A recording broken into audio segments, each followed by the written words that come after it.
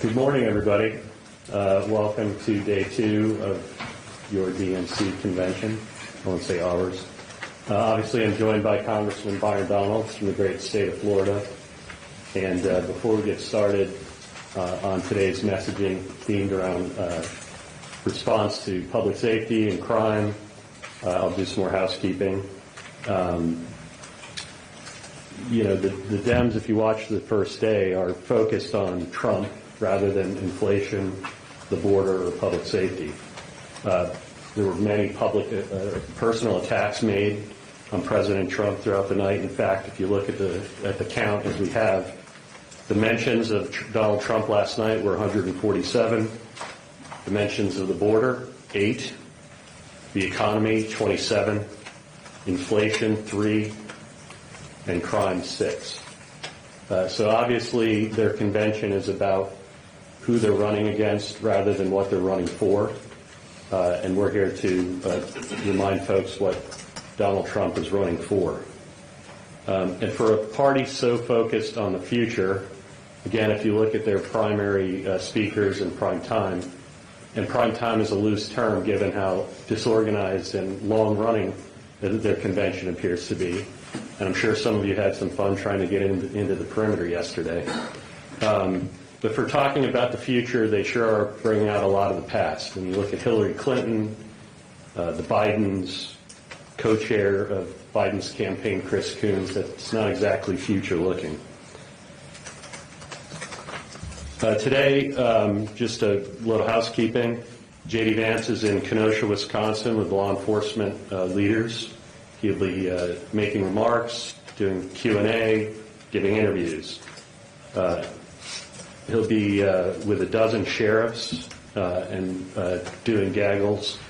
Tomorrow you see President Trump and Senator Vance together in Asheboro, North Carolina, again making remarks, taking press questions. Thursday and Friday, President Trump will be in Arizona and Nevada, including a trip to the border.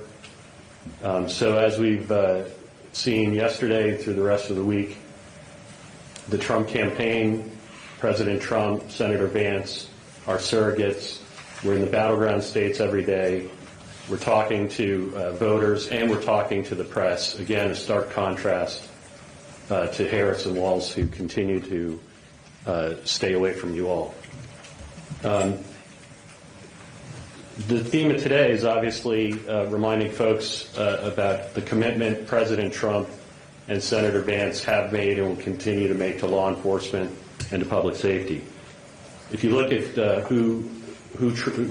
where crime exists in polling and who they trust to fix crime, the American people said 63% of Americans said in 2023 crime was either extremely or very serious problem in the United States.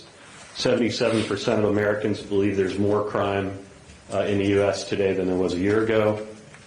And the vast majority of people believe that Republicans are better suited to fix public safety issues. Meanwhile, Harris supports reimagining the police. She says putting more police on the streets is not necessarily the way to fix crime. She says it's outdated and wrong-headed to think that more policing makes communities safe. She's attacked law enforcement and National Guardsmen for their work to quell protests. She's called federal law enforcement a burden. She compared ICE to the KKK. She has said that federal law enforcement caused horrific injuries to peaceful protesters in protests of the past.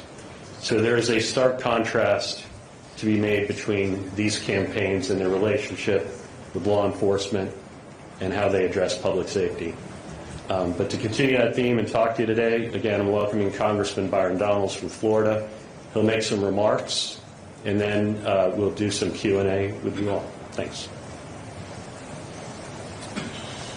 Thank you, Brian. Thanks, everybody, for being here. I know that in this presidential cycle, you guys are very accustomed to press conferences from the Trump-Vance campaign and from the vice president and Governor Walz. You really don't hear anything at all. And it's a really unfortunate thing. We're in the middle of one of the more important presidential elections in the history of our country. And what the Republic demands is for the American people to know exactly what the two major campaigns want to do, what their visions are for the United States, and what their plans are.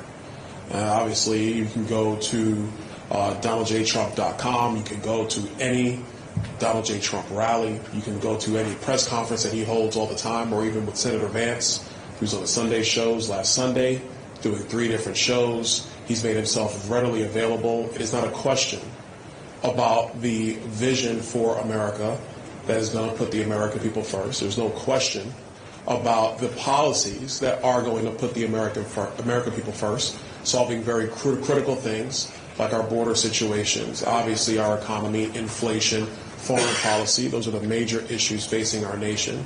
And you've heard very clearly from President Trump and from Senator Vance about their vision to help our country.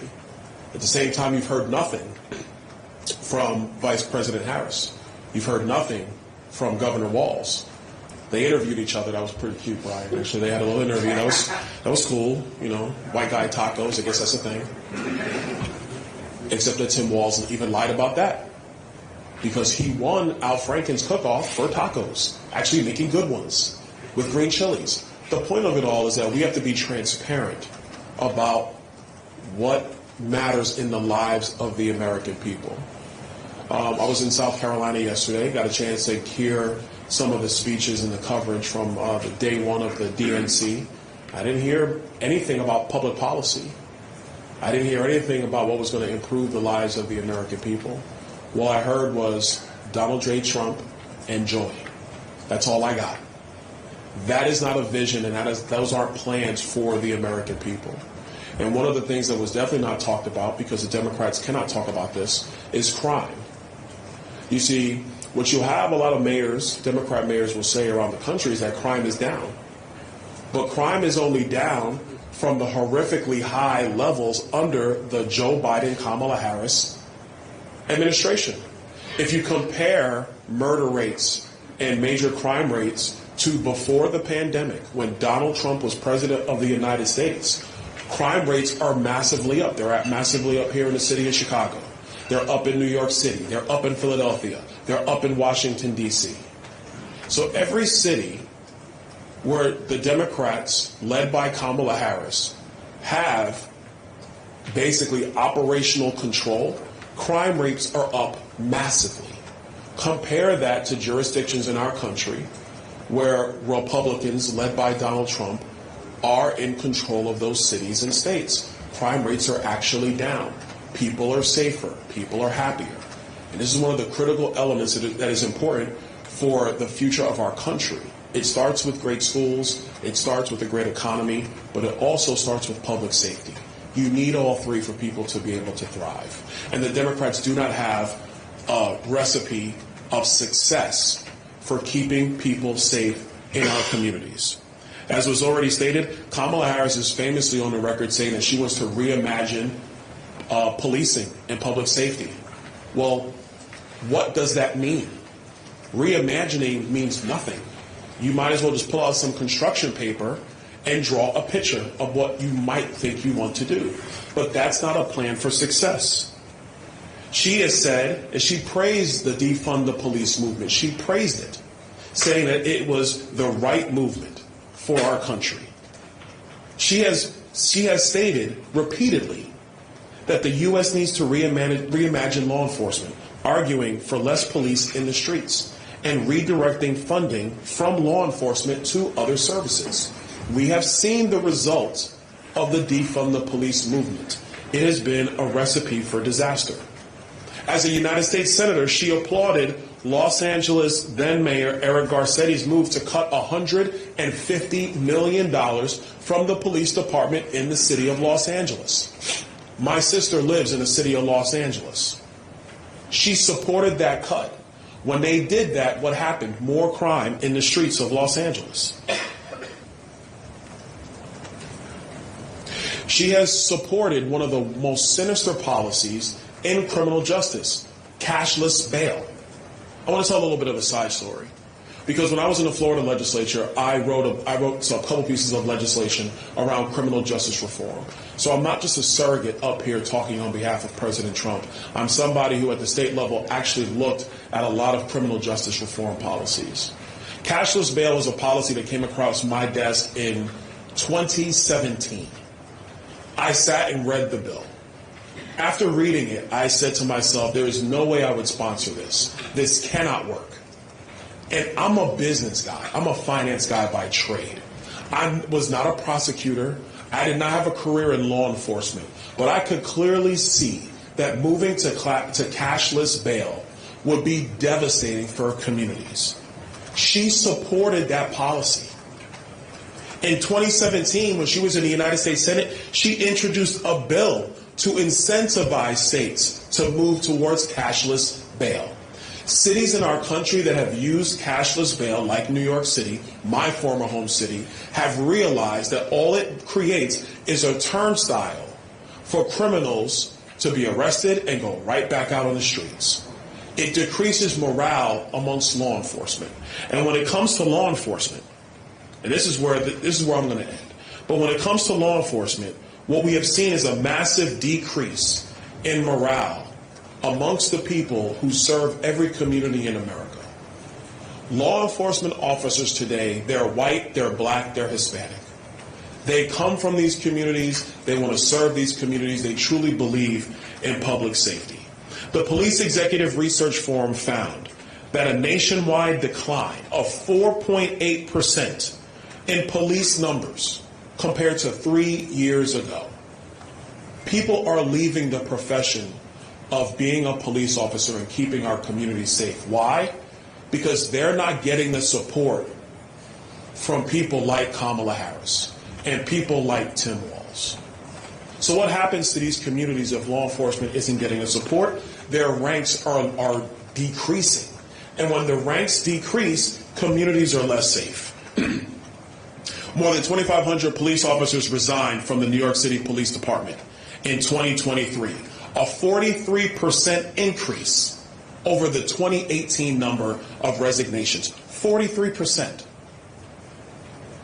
In Washington, D.C., the police force is at its smallest size in 50 years, amongst a staggering rise in carjackings and homicides. And all of us, all we need to do, go to a CVS, go to a Walgreens, go to a Duane Reade, and what you will find is that every common product, from lotion to toothpaste to deodorant to razors, they're all behind plexiglass now. And you have to get an associate. You got to ring the bell in the store. Everybody's seen it. If you go shopping, I go shopping, so I do my own shopping. You ring a little bell, it goes ding, ding, come to aisle, blah, blah, blah, and you got to wait for somebody to come to that aisle, and then they unlock the case for you to get the items that you want to buy. That demonstrates how unsafe these communities are. And they are unsafe because of the radical policies of the Democrat Party led by Kamala Harris. One quick point on Governor Walz. Governor Walz, when the riots occurred in Minneapolis after the death of George Floyd, Tim Walz waited 4 days to call the National Guard. 4. He watched the city of Minneapolis burn. And quite frankly, what was burning, it wasn't the upper class neighborhoods of Minneapolis. It wasn't the suburbs of Minneapolis. What was burning? It was poor areas of Minneapolis, which mostly are inhabited by black people and Hispanic people. That's what was burning. Tim Walz didn't sit there and say, oh my gosh, these communities of color are in a real tragic state. We have to send every resource possible to protect those people who have small businesses, who have homes. He didn't do that. He watched it burn. It was only until the mayor of Minneapolis went public with the fact that he was getting no support from Governor Tim Walz, that's when Tim Walz decided to act. When everything had hit a crisis mode and there was no longer an ability to hide the inaction, that's when Tim Walz decided it was finally time to call for the National Guard. taking a step back just from crime and public safety. We've seen this before from the Democrat Party. Joe Biden, who finally gave a speech last night, I don't know when he started, 11:30, who knows. That's a shame to do that to somebody. I'm going to stop there, Brian. I'm not going to continue. Anyway, I'm going to move on. Joe Biden's presidency has been one of there are no actions until there's a crisis point and you, the press, start asking questions. And when you start asking questions, then they finally respond and say they're going to do something, whether it's true action or not. Kamala Harris, nowhere to be seen, whether as vice president or as a member of the Senate, until things hit a crisis point, like what happened with the defund the police movement. You see, the American people need to understand, Democrats today are trying to run away from the movement they embraced a short few years ago. And the only reason they're trying to run away from that movement is because the American people said this is craziness. And they demanded action from local law enforcement to keep them safe. And only when that occurred, then they want to reverse course. This is not leadership. This is putting your finger in the air and then figuring out which way the wind is blowing. Joe Biden has done that as president. Kamala Harris has done that as vice president. Tim Walz did that as governor of Minnesota. And the American people cannot tolerate having Kamala Harris and Tim Walz in the White House doing the same thing for 4 more years. There's a better way. There is a significantly better way. And this is why police benevolent associations nationally and in different pockets around the country have come out and supported Donald J. Trump to be the 47th president of the United States. Because they know he takes public safety seriously. They know that he supports the men and women in blue who serve our communities every single day. They know that obviously our economy will be better, foreign policy will be better, the border will be secure. But at the end of the day, they know communities will be safe. And that is why they support Donald J. Trump. And that is why I'm here in Chicago, of course, to give my support for Donald Trump, but to also lay out the contrast. And it is a stark contrast between Donald Trump and J.D. Vance, who take public safety seriously, and Kamala Harris and Tim Walz, who like to play politics with the safety of the American people. With that, I'll stop and take whatever questions you got. Thanks. Again, just raise your hand. We'll call in and identify yourself. I will give one more housekeeping piece. We start again tomorrow at 10 a.m. We'll have Congressman Mike Waltz talking about national security and military affairs. And Thursday, we will have Ambassador Carlos Trujillo and former presidential contender Vivek Ramaswamy to talk about a number of things, including immigration and the border crisis. With that, we can start. Congressman Ben Brookbaum, Real American Voice News. Yeah. What do you think is worse, Kamala and Joe lying about their record on the border, causing the invasion on the southern border, their support for BLM and the defunding of the police movement, Walz's open communism, or the mainstream media providing cover for them? Well, look, I got to be honest with you. I think their record is abysmal. Joe Biden and Kamala Harris undid all of Donald Trump's border security provisions on day one. That's what they did. I mean, what is it now, Brian?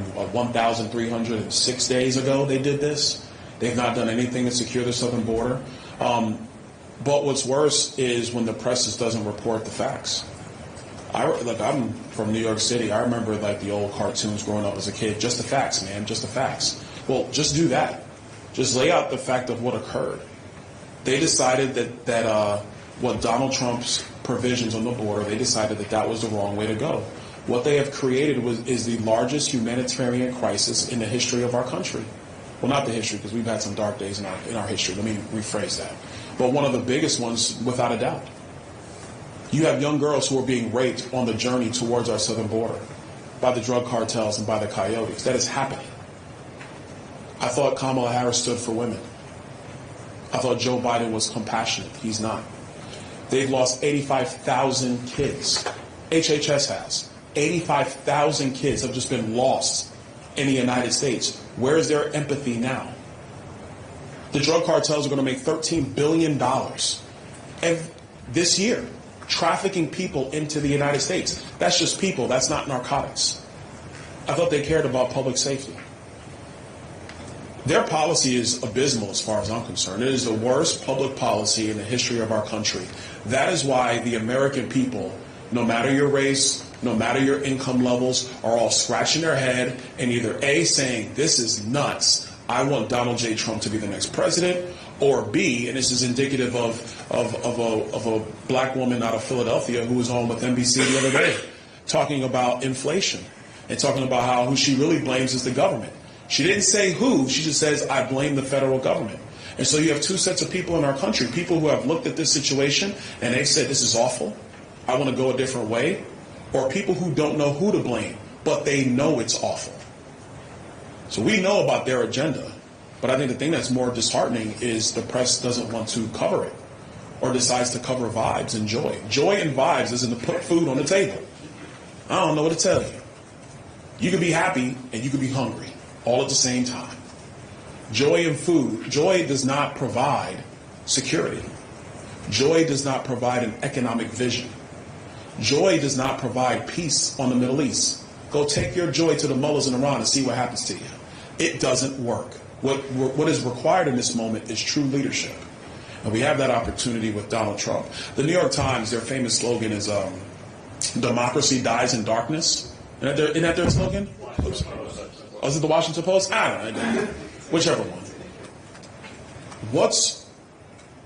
What is more dark than the press, which has special protections under our Constitution, not reporting on one of the major political parties in our country and this administration and what they've done? And when I say not reporting, I know you'll say, oh, well, we did a story. Come on, stop. That's not how this works. Are you going to do a story day in, day out? Are you going to continue to report it every single day so the American people get an opportunity to figure out what's happening? Because people are living lives, man. They're scrambling. They're going from point A to point B trying to figure things out on a day-to-day basis. It's the job of the press to make sure that they explain this. So, you with the hand held high. Yeah, you. Yeah, you. Okay. What's your name? Nick Overton with Breitbart News. Nick, how you doing? Doing well, thank you. So, Congressman, you had an interesting comment there about joy, and the state presentation of joy last night. Just how can the Democrats purport to be the party of joy when their radical base, literally a couple hundred yards away from the United Center, was ripping down barricades because the party's failing to meet their demands? I don't call them a party of joy. I think it's all fake. That's all politics. Look, you got presidential politics. They knifed Joe Biden. He's out. And now you have a situation where they're trying to rebrand Kamala Harris because she's been one of the more unlikable figures in national politics.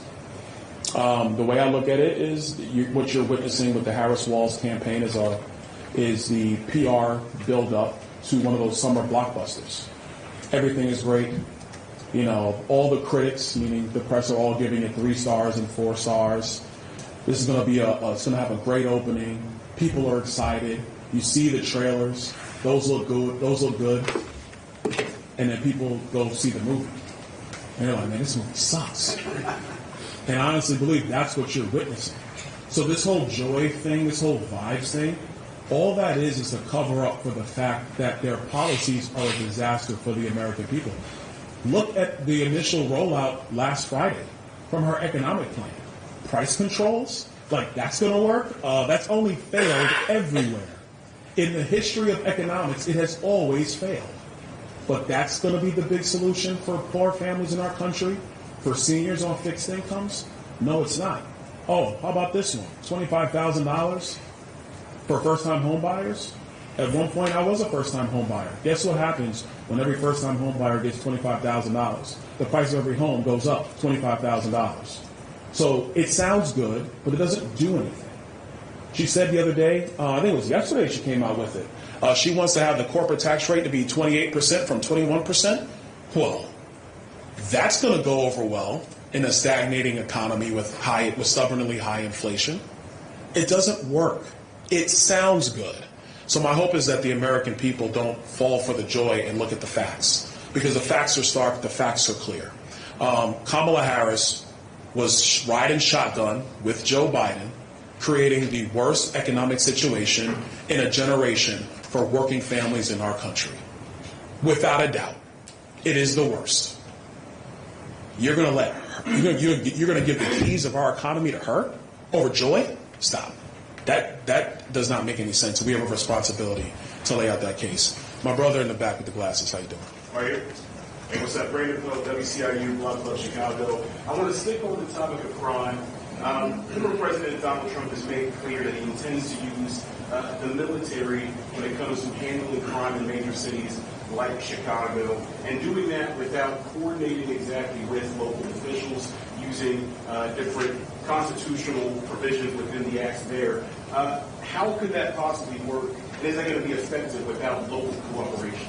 Okay, so here's what we're going to do. We're going to back up because I want you to explain to me before I answer where did that come from? Because I've listened to a lot of Donald Trump speeches. Absolutely. That one I've not heard. Yeah, said it in 2022. He also said it in 2023 at a rally in Iowa. And then, according to the New York Times today, they have found they found an email with groups tied to Trump talking about using that exactly as well. But he said those exact words before. It's been sprinkled over a numerous amount of years as he's been in public life. So it's not the first time that ideas come about. People here in Chicago just would like to know how would that work possibly without local cooperation with the mayor, without the governor.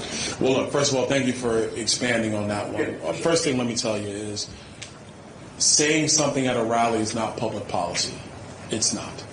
Number two, if you go to his website, you're not going to find that written in stone on the website under what he's going to do to help solve crime issues. Number three, when President Trump was in the White House, nothing like this ever occurred. He worked with state and local officials to make sure that whatever support they needed, they received. And so when something gets brought up out of like a conversational tone, and you got to understand, listen, sometimes the president, he jokes on stage. He tells jokes. He likes to have fun. But when you look at the public policy that he supports, that is stuff that is written down. That is stuff that has been talked about with the campaign team. They've really engaged in that. That specific point you're raising has not really met that level. Last thing I'll say, emails from outside groups. I mean, there's so many outside groups in politics. They all have their own opinions, their own agendas, their own ideas. That doesn't mean it's going to hit the cutting room floor in terms of what's actually going to occur in a prospective Trump administration. For people who might have that concern, I would say go back and look at the previous Trump administration. Because in the previous Trump administration, what Donald Trump did is he supported local law enforcement, making sure they had anything that they needed so that they could be as effective as possible. I got one more for you, if I can. When we were at the RNC in Milwaukee, you and I talked a little bit about black voters, black support. Yeah. The state of the race at that point was a little bit different. Joe Biden was the candidate at that point. And at that point, Donald Trump was on pace to field a historic amount of black support from the Democratic candidate. Yeah. Well, now recent polling has indicated that support is starting to peel back away toward the Kamala Harris campaign. What needs to be done to regain that momentum with black voters from the Trump campaign? So, I think it's a great question. So, two things. First, I wouldn't sit here and tell you that support is all peeled away yet.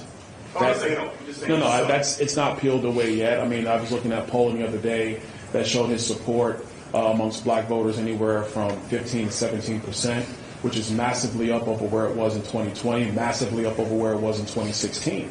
Because black voters, in particular black male voters, are looking at the facts. They're not looking at the vibes and the joy. They're saying, okay, this is all cool, but what does this mean for me in building generational wealth and having safe communities and making sure we secure a border and making sure that I have the opportunities to thrive and succeed? You have a lot of black entrepreneurs in the digital asset space. Well, Kamala Harris doesn't even have a position on digital assets. Donald Trump has an ironed out position when it comes to digital assets. That's appealing to a lot of black men in particular, but people writ large. So what I would tell you right now is that the issue I think Kamala Harris is going to come against is that because she's not talking really to anybody, except when the teleprompter screens are up, people are getting skeptical, and they have every right to be skeptical. Because, okay, you want the big job, well, what are you going to do? Because making history, I made this comment to my mom a long time ago. I said, Mom, making history doesn't pay the bills. Making history doesn't keep the lights on. It just doesn't. Making history doesn't educate my kids.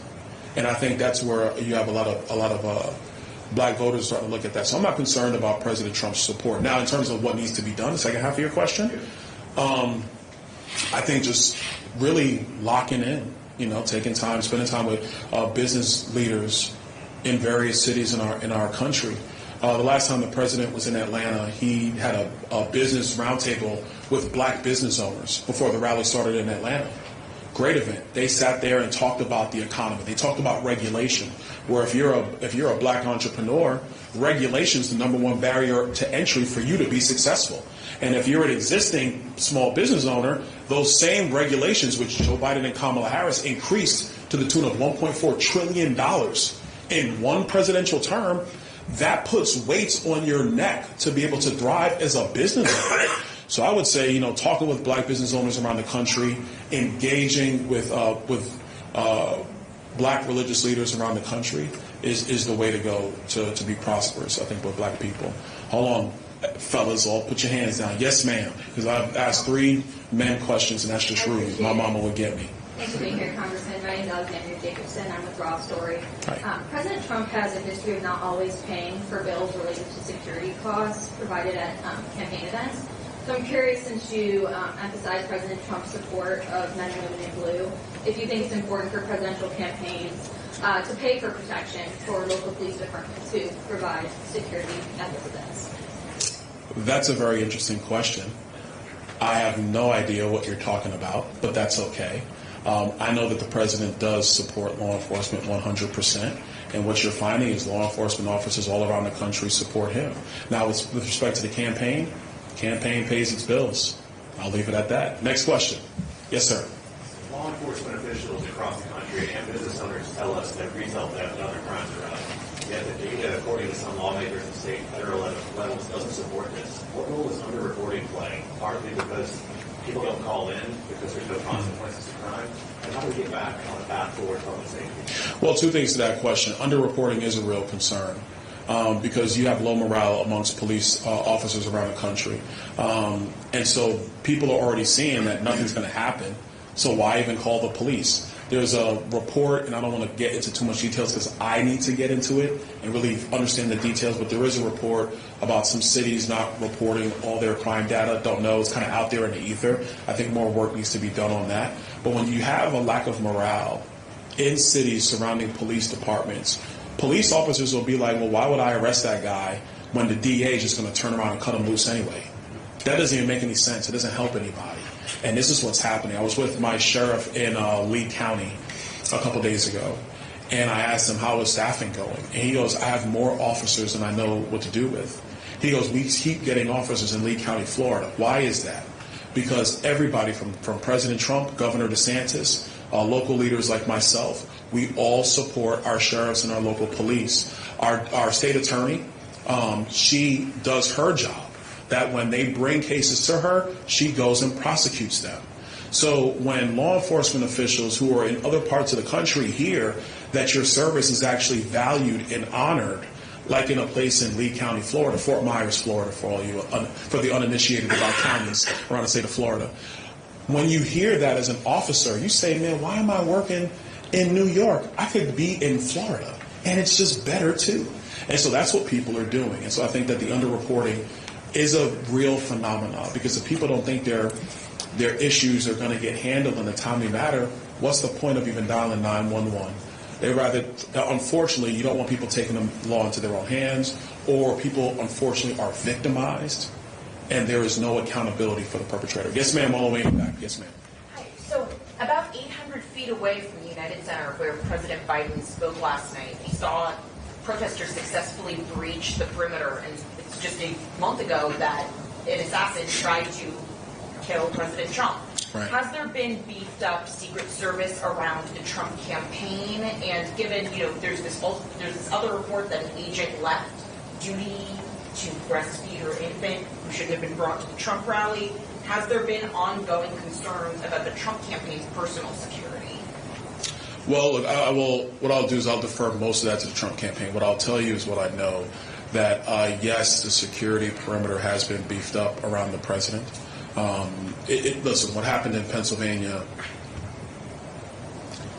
I try not to speculate on it because this is more than just presidential politics. This is one of the core pillars of our nation and the future of our republic. All presidents, regardless if you agree with them or not, they deserve to be protected. All people under Secret Service care, they deserve to be protected. That care has to be handled appropriately. So I know around President Trump that there have been additional measures that have been put into place. I'm going to stop there. I'm not going to get into any more detail.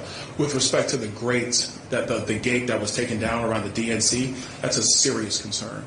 And I would say that's partly a security concern of how they're laying out the bubble over there around the United Center. It's also a bigger concern about the radical movement happening within the Democrat Party right now that has such a disdain for Israel and for the Jewish people that they would tear down security barriers around the Democrat nominees convention. That's a major issue for the Democrat Party to answer. Yes, sir. Thank you, Congressman. Two quick ones. Democrats claim that Harris popped the ticket in the abortion issue. It's a lot of the South in play. North Carolina, Georgia, even Texas, in your home state of Florida. Mm-hmm. What's your reaction to that idea? My reaction is that's silliness. Look, they can say whatever they want, but I think the polling has been pretty consistent in every state that you're talking about. North Carolina has always been a very interesting state. We've battled over North Carolina, meaning Republicans and Democrats, the last several cycles, but Republicans have pulled it out. It takes work. There's no doubt about that, and we're committed to doing the same work for North Carolina.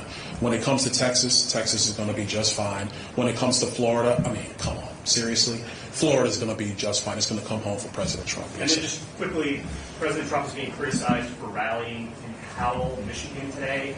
Just last month, they had a couple of groups of pro-Nazi, pro-Hitler, or whatever you want to call them, agitprop folks. Why select this town to visit, given the controversy? I'm going to hand it to Brian, but I'm going to say something first.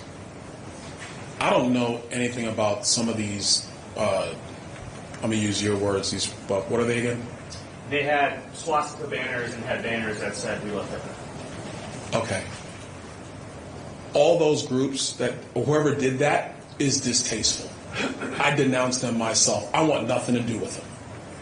But let me also tell you this. My brother-in-law lives in Howell. He's not some neo-Nazi. He's just trying to work hard and do the right thing. There are good people who live all across our country. And I'm not going to go down this whole, there are good Americans in every city in our country. So if President Trump decides to go somewhere to see the people who have been struggling under the terrible policies of Joe Biden and Kamala Harris, and he chooses to rally, that is a decision to support those people who love this country, who love our Constitution, who want all people to thrive and succeed. Any neo-Nazi crazy person that throws up swastikas, I don't want nothing to do with them. And neither does President Trump. I'm going to turn it over to Brian on that one. I just would add a couple points. One is President Biden has been to Howell in recent years. Second to that, the same framing of the question could go to the Democrats, but of course they're not really taking questions. They're in a city surrounded by anti-Semitic, anti-Jewish protesters. They're going to blue cities and blue states throughout their campaign, talking in the same cities where anti-Semitic protests took over college campuses. So to the congressman's point, if you're not going to hold them accountable with a question, I think their answer would be the same. There are good people in every community in this country, and the community shouldn't be cast aside by a political campaign because of the abhorrent remarks of a selected few. You've been patient with the bandana. Yes. Go ahead, Thank you very man. much, Matthew Birdie, Breitbart News. Congressman, why is the leftist media so focused on 3 or 4 crazy protesters that no one's paying attention to, but they're ignoring the thousands of leftist protesters that are calling for a shutdown to the DNC? It's mostly because a lot of the press is in the pocket of the Democrat Party. I wish it weren't the case, but it is. I think, frankly, the press should just report even-handedly But unfortunately, we have a lot of reporters who have a worldview that comes through in their reporting. It comes through in their questions. It comes through with what they choose to pay attention to. And I also know a lot of reporters who actually try to do good things, but they have their editors back in main office who have a slanted worldview. And so that's why they choose to harp on 1 or 2, 3 people over there, but not the perimeter surrounding the Democrat National Convention, which is very concerning. I have one more question. Sure. Do you think that Governor Tim Walz needs to apologize to the people of Minneapolis after he let that city burn? Absolutely, he should. You're the man in charge. You're in charge. I mean, look, everybody gets to have their political viewpoints. I'm not going to take away from Tim Walz's political views. I disagree with them. I think they're very radical, but he's entitled to them. But when it talks about taking care of the people who are under your care as a governor of a state, you have a responsibility to put that stuff aside and do what's necessary for the people under your care. So he should apologize to them. Yes, sir. Congressman, thanks for being here today. Rich Zeoli from Talk Radio 1210 WPHT in Philadelphia. All right. One of those prosecutors that you talked about earlier. Will allowing crime to go up tremendously in our city. I want to talk about food deserts, though, particularly in black neighborhoods, poor neighborhoods, because how much do you think Kamala Harris's price aging controls are going to lead to scarcity, grocery stores closing, and make it harder on these poor communities to be able to get fresh food? Oh, it will be devastating for poor families, for poor communities. Look, when you engage in price controls, the first thing that just starts up is you have a shrinking supply. That's the first thing that occurs. And so I'm going to take my political hat off. I'm going to talk business for a moment, okay? When you're dealing with storefronts who have various levels of profit margins, the stores that typically struggle the most typically are inner city stores. They typically have the lowest profit margins because they typically they don't sell the high-end merchandise. They typically do not, because the community, the target market of that store, doesn't have the money to buy higher-end products. Higher-end products will give you larger profit margins. So if you have price controls, which shrinks supply, for a store where they already aren't selling high dollar merchandise because the people in that community can't afford it, what happens? That store closes. That's what's going to happen. Then you have poor people having to transport themselves to another community to go get food, in this particular case, because she wants to have price controls over food. That's what's going to occur. You're going to see these supermarket chains, in poorer communities will shut down at an even more rapid pace than they have already been shutting down. The other people that it hurts are non-corporate farmers, black farmers, white farmers. They have 10 acres, 20 acres, 30 acres, and they're just doing whatever they can to make ends meet on their own farm, and they do a great job. But they don't have the volume of crops to be able to withstand the price pressures from Kamala Harris. So what happens? Their land goes out of production. They might have to switch to growing something else, which isn't your basic food stock that goes into any supermarket around the country. So it hurts those farmers who are non-corporate farmers. It hurts inner cities and low socioeconomic areas because they're not buying the high-end products to keep those stores open. So, look, if you're rich, you'll still get food because you buy other products, so your stores will remain open. There'll be a pipeline for you. But if you're poor, you're going to have bigger food deserts. You're not going to get the basic items that you need to survive. That's how dangerous a policy that is. And that's not me talking as a member of Congress. That's me talking as a guy who worked in finance for 17 years. And that's me talking as a guy who understands the economic history of price gouging controls, price gouging controls, etc. Let me talk quickly about the actual gouging. The only way true price gouging actually occurs is if somebody has a dominant market share, like 60, 70, 80%, or they have a dominant area control, meaning they're the only game in town for like 30 miles. Then you get to gouge. But every state in the country has price gouging laws. Florida has price gouging laws. So what she's trying to do is cover up for the fact that it is her vote in the U.S. Senate that unleashed the greatest inflation in our country in over 40 years. Kamala Harris did that with her vote. And to expound upon that, The reason why I know this is because in the Budget Committee back in 2021, right before the American Rescue Plan went to the floor, it was a budget reconciliation bill that came through the Budget Committee. Shalonda Young, the OMB director for the Biden-Harris White House, came into the Budget Committee. In the Budget Committee, we were examining the American Rescue Plan, and we told Shalonda Young that this plan was going to cause inflation because you're going to pay people to stay home. And when people are paid to stay home, there's not enough workers in the economy. And when that occurs, there's not enough people providing goods and services into the economy. So you have lower supply, but everybody was paid to stay home. So lower supply, but everybody has money. What's going to happen? Prices are going to go up. What happened? Prices went up. Kamala Harris did this to the American people. And now she comes out with a ridiculous economic policy that has failed everywhere it's tried. Yes, sir. Judge Chelsea from the Washington Post. A number of the speakers last night talked about Project 2025, including one who brought up on stage and read from it. What do you think of the focus on that? Do you think that's a problem for the president? Why do you think they're talking about that so much? It's not a problem for the president because the president's already on the record saying he has nothing to do with it. He has nothing to do with it. It's not on the campaign website for Donald J. Trump talking about what he's going to do. And let's be very clear. From the first Trump administration, when he was running in 2016, he laid out a couple of things that he was going to do. And he did them. So their focus on Project 2025 is insanity because they have nothing to run on. So they need to get a new boogeyman. It's unfortunate that campaigns do this, where they rely on boogeymen in order to scare people. But look, you have think tanks all across Washington, D.C. You have the Heritage Foundation. You also have the Center for American Progress. They're a think tank, too. And they come up with policy ideas, too. Just the Center for American Progress, their policy ideas are terrible. And they don't work.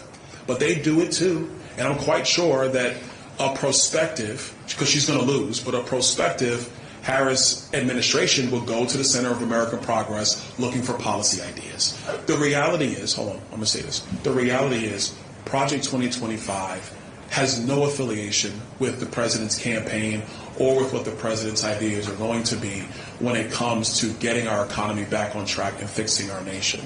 And so the only person who seems to be wanting to rely on outside organizations for policy ideas is Kamala Harris, because she had to take no tax on tips from Donald Trump.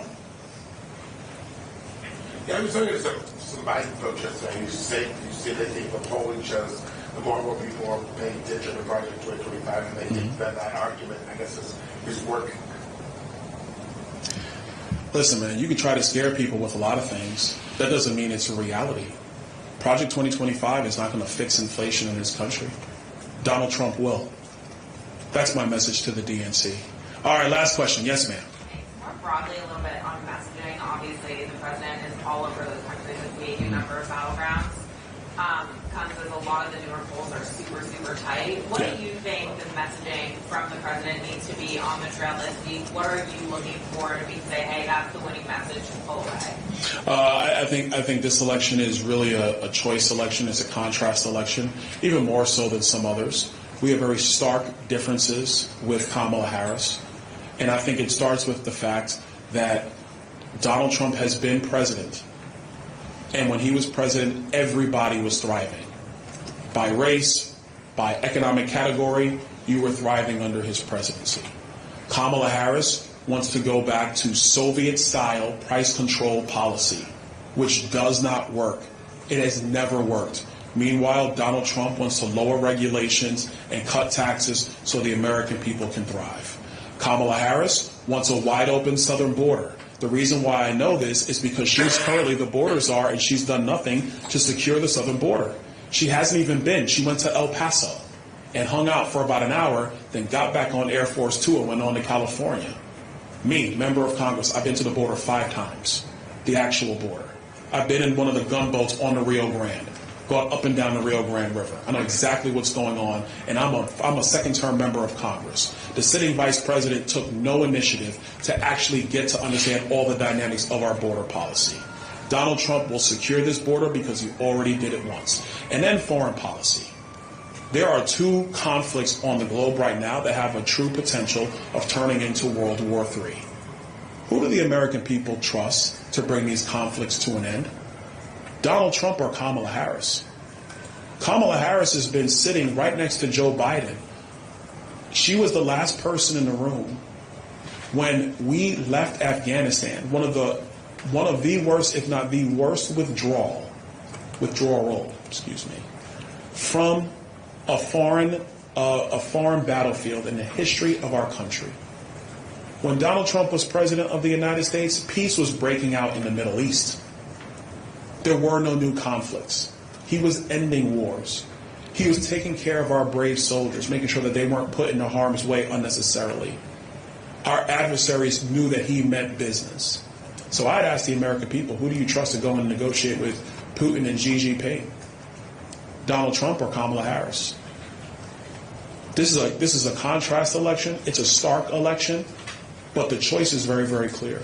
My own personal, and I'll leave it here, it's relative whether it's Joe Biden or Kamala Harris. Now it's Kamala Harris. You have the 45th administration and the 46th administration. Who did a better job? Who did a better job? And it's without a doubt, by any measure, that the presidency of Donald Trump was a significantly better job than under Joe Biden and Kamala Harris. And that's not me saying it. That's public polling saying it on every issue that actually matters, not the boogeyman issues brought up by the Democrats. Thank you, guys. Take it easy. Thank you, Congressman.